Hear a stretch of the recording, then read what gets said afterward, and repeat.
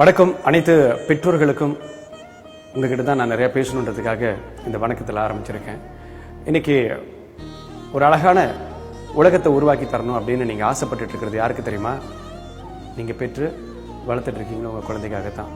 இன்றைக்கி எவ்வளோ கஷ்டப்பட்டு வேலை செய்கிறீங்க, எவ்வளோ சிரமத்தை எதிர்நோக்குறீங்க, எதை பற்றியும் பொருட்படுத்தாமல் வீட்டுக்கு வந்ததுக்கப்புறம் அந்த கொஞ்ச நேரம் குழந்தையோட முகத்தை பார்த்து அவங்கள அணைச்சி அவங்ககிட்ட பேசும்போது இருக்கிற சந்தோஷம் எல்லாத்தையும் மறக்கடிச்சோன்னு தான் சொல்லணும். எதுக்கு இதெல்லாம் செய்கிறீங்க? அந்த பிள்ளை நல்லா இருக்கணும், வாழ்க்கை சிறப்பாக இருக்கணும், எதிர்காலம் பிரகாசமாக இருக்கணும். எல்லா பிள்ளைக்கும் அவங்க அப்பா அம்மா பெரிய பணக்காரங்கன்னு தான் அந்த பிள்ளை நினைக்குமா. எங்கள் அப்பா என்ன கேட்டாலும் வாங்கி கொடுக்குமே அப்படின்னு சொல்லுமா.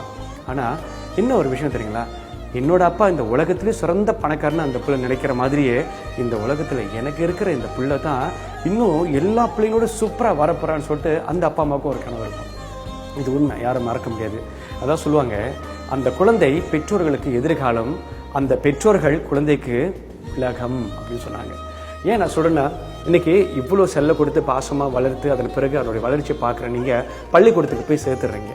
சேர்த்ததுக்கப்புறம் உங்களுடைய கடமை முடிஞ்சிருச்சுன்னு நினைக்கிறீங்க? கண்டிப்பாக கிடையாது. பள்ளிக்கூடத்தில் சேர்த்ததுக்கு அப்புறம் தான் உங்களுக்கு அதிகமான கடமையை ஆரம்பிக்குது. இன்றைக்கி நிறைய பெற்றோர்களை நானும் பள்ளிக்கூடத்தில் பார்க்குறேன். ஆக பெற்றோர்களை பார்க்கும்போது முதல் நாள் பள்ளிக்கூடத்தில் அந்த பிள்ளையை சேர்க்கும் போது இருக்கிற அந்த ஆர்வத்தை தொடர்ந்து அந்த 365 நாள் கொடுக்குறாங்களான்னு பார்த்தீங்கன்னா கிடையாதுங்க.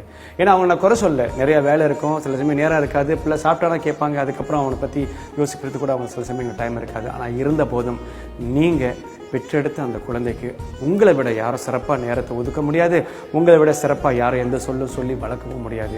அங்கே முடிஞ்ச வரைக்கும் நல்ல டைம் எடுத்து கொஞ்ச நேரம் உங்கள் குழந்தைகிட்ட எவ்வளோ டைம் ஸ்பெண்ட் பண்ணுமோ ஸ்பெண்ட் பண்ணுங்கள். ஏன்னா இன்றைக்கி ஃபோனை கொடுத்து உங்கள் பிள்ளைங்களை நீங்கள் விளையாடுறதுக்கு தூரமாக அனுப்புறீங்களே.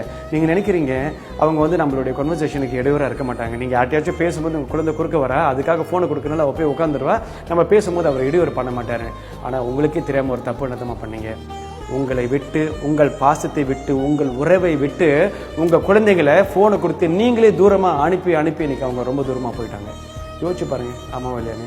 ஒரு சாப்பாடு கடையில் போய் உட்காந்தாலும் சரி, எங்கே போனாலும் சரி, ஒரு பிள்ளை கையில் ஃபோனை கொடுத்து உட்கார வச்சிடறோம். எதுக்கு? நம்ம சாப்பிட வந்தோன்னே தெரியல.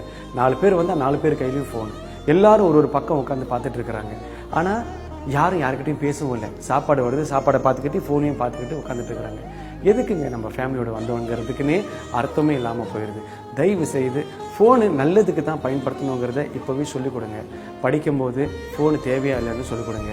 இன்னொன்று, உங்களுடைய உறவை நெருக்கமாக்குங்க.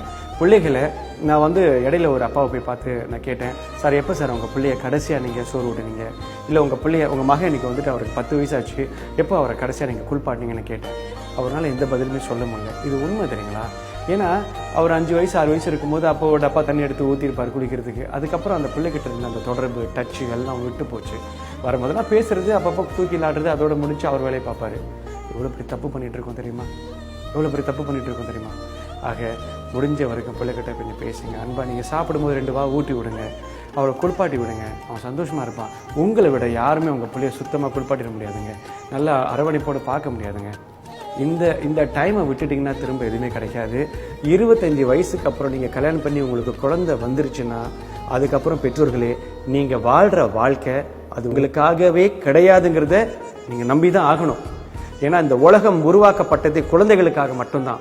ஏன்னா அவங்களுக்கு தான் எந்த கஷ்டமும் தெரியாது, யாரை பற்றியும் பேச மாட்டாங்க, யாரை பற்றியும் ஒரு ஒரு ஒரு கொச்சை வார்த்தையில் ஏச மாட்டாங்க, எதுவுமே தெரியாதுங்க. சந்தோஷத்தை மட்டும்தான் தனக்குள்ளே வச்சுக்கிட்டு வாழ்ந்துக்கிட்டு இருக்க அந்த உலகம் அவங்களுக்காக மட்டும்தான் படைக்கப்பட்டிருக்கு. நாம் எல்லாருமே அவங்களுக்காக வேலை செஞ்சு சர்வீஸ் பண்ணுறது தான் நம்ம வேலை. அது ஒழுங்காக செஞ்சோம்னா அடுத்த வர ஜென்ரேஷனை அற்புதமாக கொண்டு வரலாம். இதை நிறைய பேருக்கு ஷேர் பண்ணுங்கள். இந்த விஷயம் போய் சேரணும். எல்லா பெற்றோர்களும் அவங்கக்கிட்ட இருக்கிற மிகப்பெரிய ஒரு பிடிமானம்னு சொன்னால் அவங்களுடைய குழந்தை தான். அதை விட்டுறாதீங்க. சொத்தை கூட சம்பாரிச்சிடலாம், திரும்ப பிள்ளைங்களை சம்பாதிக்க முடியாது. சரிங்களா? Wish all the best. எல்லா பிள்ளையும் நல்ல பிள்ளை, அற்புதமான பிள்ளைங்க, எல்லோரும் சக்ஸஸாக வரணும். நல்லா வேண்டிக்குவோம், கூடயே இருப்போம், கை கொடுத்து காப்பாற்றுவோம், உயர்வோம். சரிங்களா? நன்றி.